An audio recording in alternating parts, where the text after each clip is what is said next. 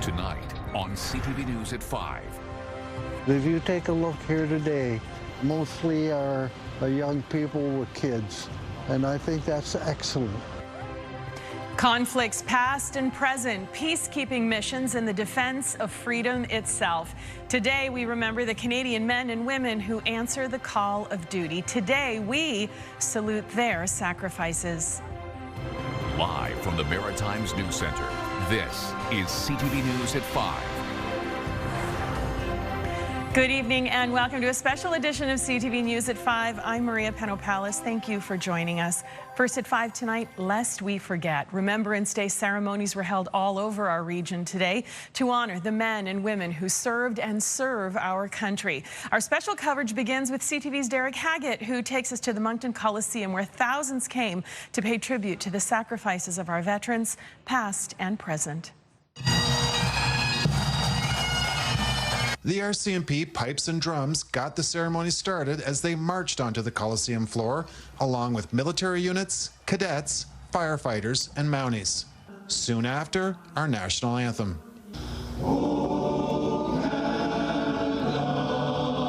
And then, of course, last post.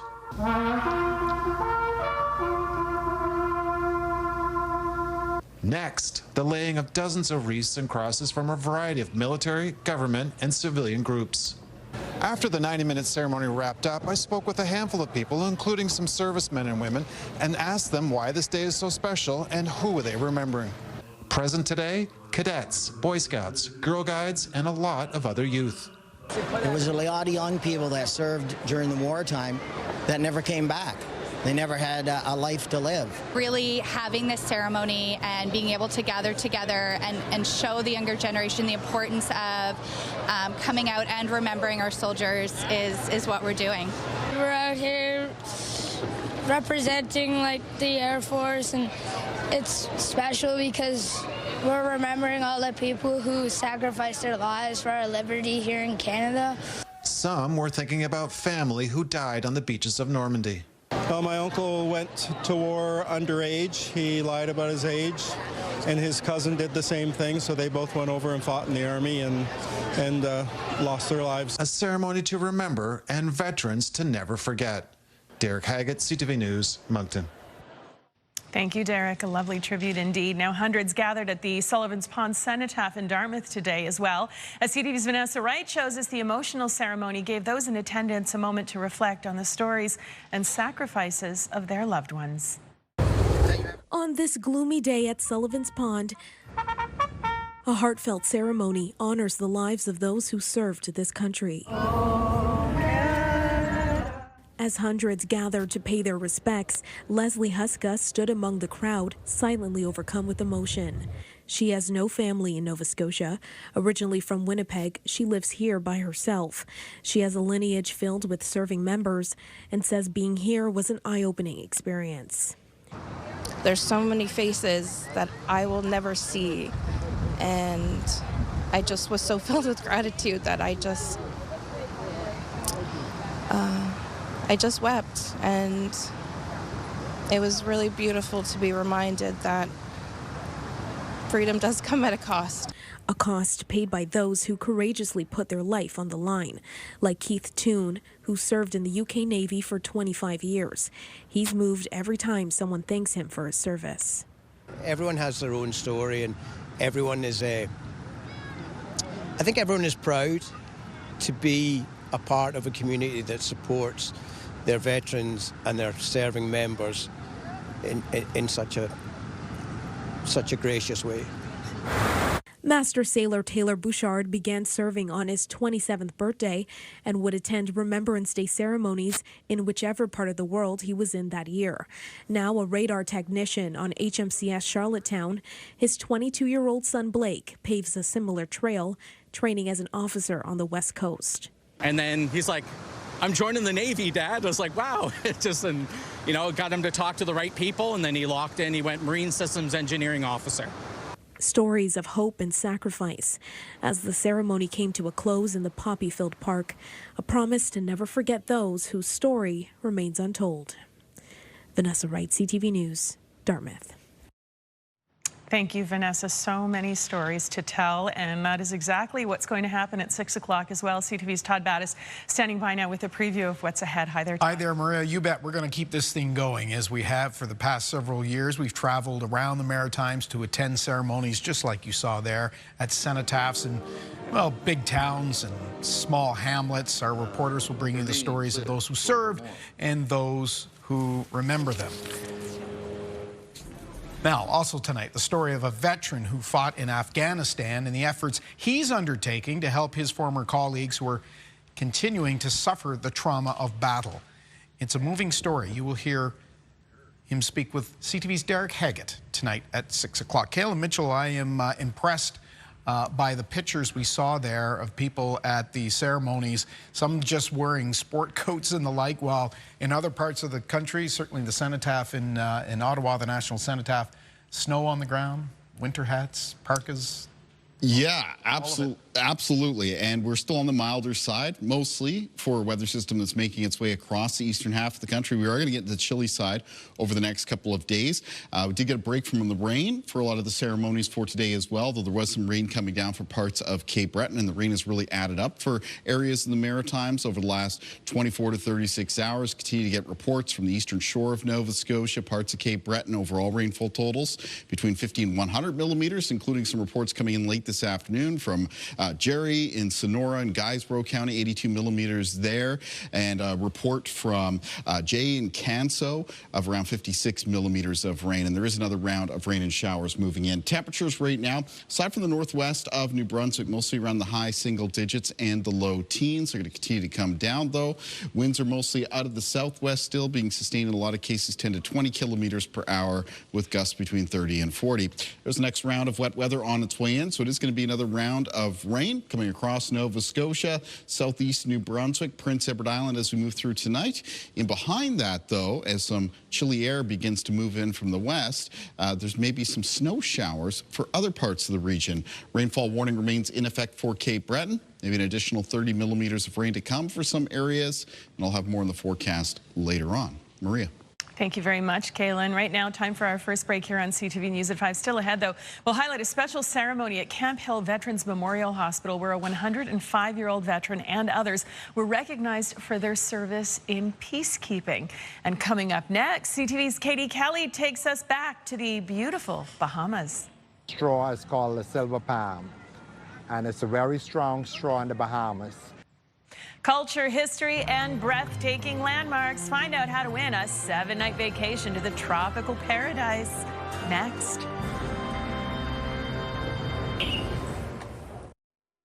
Welcome back. CTV's Katie Kelly joined us once again, and your Bahamian adventure continues. Ooh, yes, it does. Tonight, I take you to some of the island's most iconic landmarks.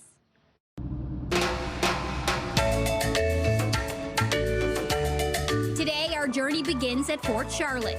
Not just one of the best scenic viewpoints in Nassau, but an important piece of the island's history. In the 18th century, this served as a protector during the battleground period here in the Bahamas. It's a glimpse into the country's colonial past and stands as a symbol of strength. It was built during the time of Governor Dunmore, and it was named after Sahara Charlotte, who would have been the wife of George III. These days, it's a must-see stop for visitors. Here at Fort Charlotte, there's a store market where people can buy souvenirs upon their visit after they come out of the tours. And coming back here to the site soon, our own gift shops. Just down the road, another landmark literally carved from history. When they come here and they see this place, they say, wow, like, it's so amazing. One of the most visited historic sites in the Bahamas, the Queen's Staircase. It's a 66-step passageway hand-carved by enslaved people in the late 1700s. Naming it Tandram, meaning an African freedom at last. Today, the peaceful site, including a tranquil waterfall, is named in honor of Queen Victoria. Bahamas experience, you could find true romance. So much to see, so much to do.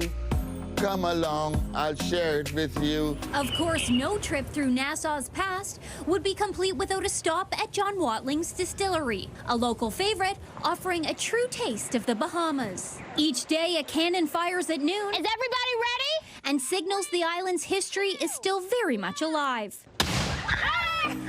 The estate offers tours through every step of the rum-making process. We are at the We Be Learning Rum Academy, and today you're doing the mixology course, where you learn how to make 3 signature John Watling's cocktails. It's a perfect mix of history with a splash of Bahamian spirit. Well, they definitely love drinking, yeah, but just learning about how rum is processed, how we make our rum, and just getting a little piece of the Bahamas, they really love that as well. And yes, you can even bottle and label your own rum.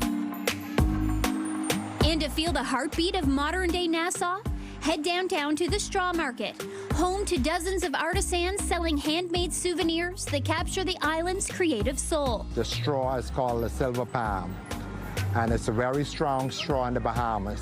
You can put anything in it, big or small, and it doesn't break through. This is one of the oldest Bahamian art forms, crafted by families who've passed their skills down for generations. 45 years. I've learned from my mom. She was the excellent lady doing this business. Now she's passed on, so I'm doing it now. Every corner of this island has a story to tell, and every smile reminds you why visitors keep coming back. Oh, so much to see and do. Best day ever. Clearly, I didn't get to drink any alcohol on this trip, but I will tell you that that rum did smell amazing. I will be going back there when I go back to the Bahamas. But yeah, I mentioned last night I've been to the Bahamas before, but this was just such a new experience. There are so many really, really cool things, so much history, Absolutely. so many landmarks. And we want you to experience it. That's why CTV and the islands of the Bahamas have teamed up to send you on a tropical vacation. Yes, one lucky viewer and a guest will win round-trip direct airfare from Halifax to Nassau. The 7-night stay at the British Colonial Nassau also includes meal vouchers and a day trip to Blue Lagoon Island. We'll be talking about that in a couple of days. You're going to experience an intimate dolphin encounter there, plus so much more. Each weeknight from now until Friday, we're going to give you a keyword. Once you have it, head to ctvatlantic.ca and follow the contest prompt, or you can scan the QR code on your screen right now. You can enter once per keyword, and the winner will be announced November 21st. All right, you ready for today's keyword? It is lifetime, the experience of a lifetime, and a lifetime of islands to discover. Huh? So true, Maria. Good luck, everybody. Here's Caitlin. Thank you, Katie. Yeah, they fare much. So we had mostly cloudy skies for most of the Maritimes on this Remembrance Day, including here, looking at the wall of poppies at Sullivan's Pond in Dartmouth. We're going to have more in the forecast coming up after the break.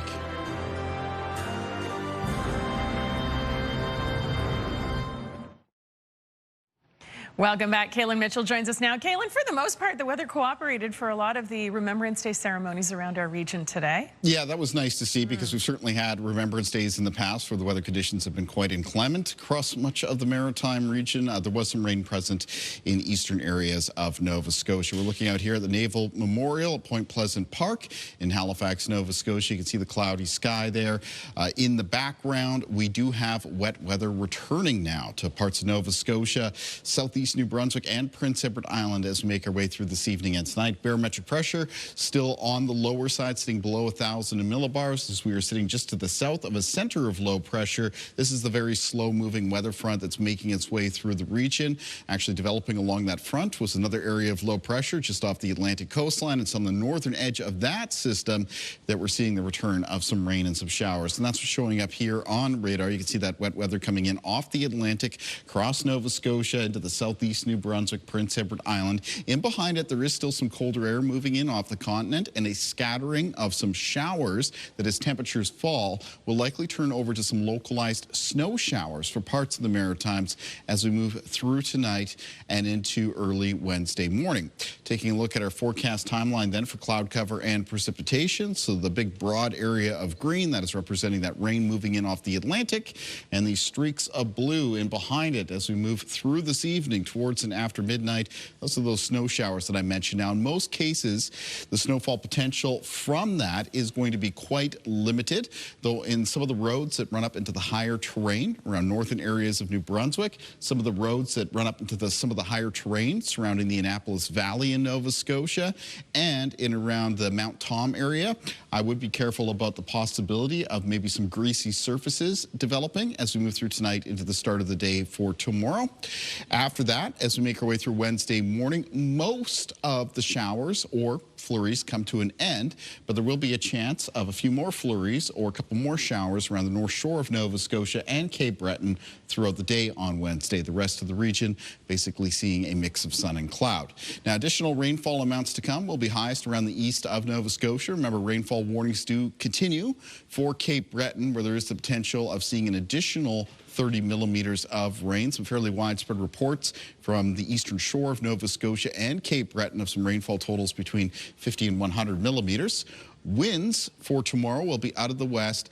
They're going to be a little bit in the gusty side. There'll be some widespread gusts, 30 to 50 kilometers per hour around the Maritimes. Some of the peak wind gusts around Prince Edward Island, locations in Cape Breton, could be as high as 60 kilometers per hour. Low temperatures in the forecast for tonight for many parts of the region. We're falling into a range around -4 to 0. A few parts of the Atlantic coastline of Nova Scotia, as well as a few parts of Prince Edward Island, seeing some low temperatures between 1 and 3 degrees, and high temperatures in the forecast for Wednesday. Now they're going to be cool. It'll be highs of around 4 to 7. Let's take a look at our weather watcher for tonight.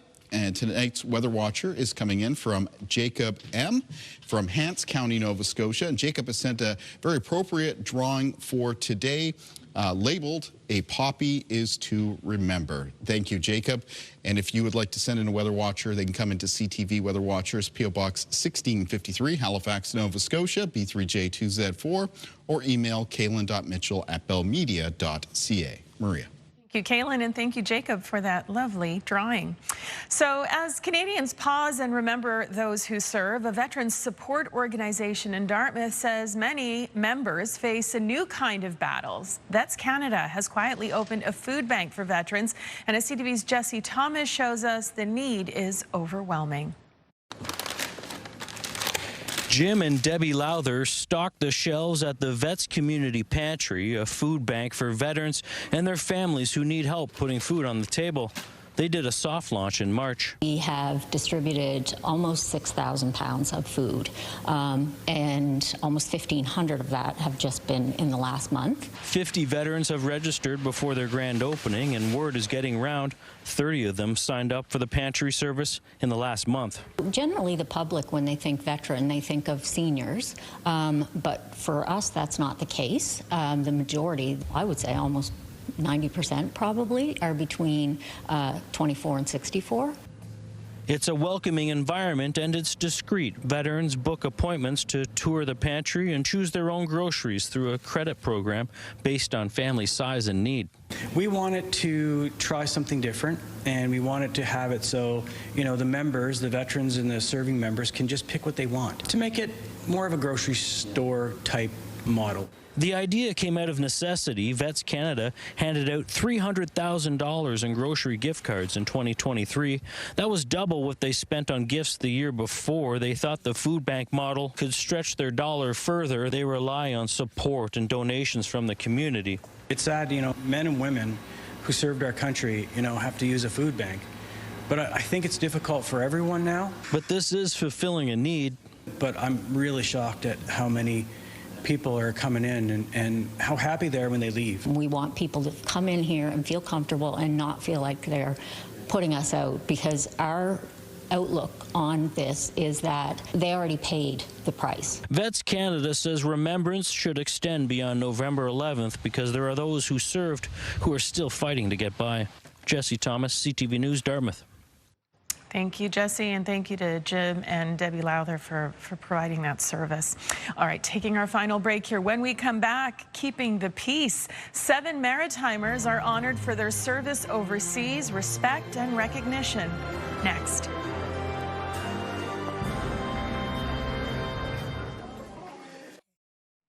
Welcome back. A special tribute now. CTV's Paul DeWitt attended a special service at Camp Hill Memorial Veterans Hospital recently, where 7 residents were recognized for their work in peacekeeping.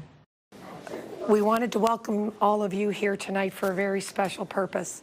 Last week, for the first time, Nova Scotia presented recipients with peacekeeping certificates to recognize your peacekeeping service many years ago. And because we were having a Remembrance Day ceremony here tonight, we wanted to take the opportunity to present those who were living here with their peacekeeping certificates. But for all of the years of your service, we want to say thank you to all of you. You kept us safe, you stepped up, and you were the front line to keep our peace in Canada and around the world. And for that, we are extremely grateful for them. The time that they spent as peacekeepers and in the Canadian Armed Forces seems like yesterday to them. And so to be honored and recognized and shown appreciation from Nova Scotians is as important today as it would have been all those years ago. It brings back a lot of memories. I lost some good friends over there in the Congo, and it's kind of makes you sad, but it's all right. I've received from Elias the candlelight, the torch of remembrance.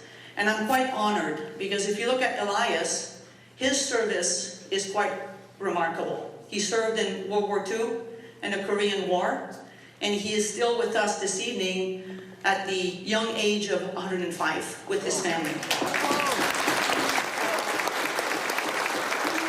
So I pass it to you, and I encourage you to carry it forward with the same values as our veterans did. And we know it's very meaningful to the veterans who live here to see that participation from all of our community, all of the dignitaries that were here today, but particularly, I think, the young people.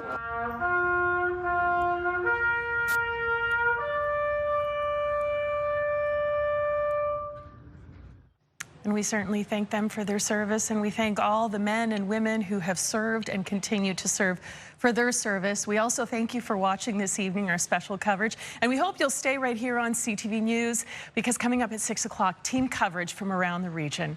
Good night.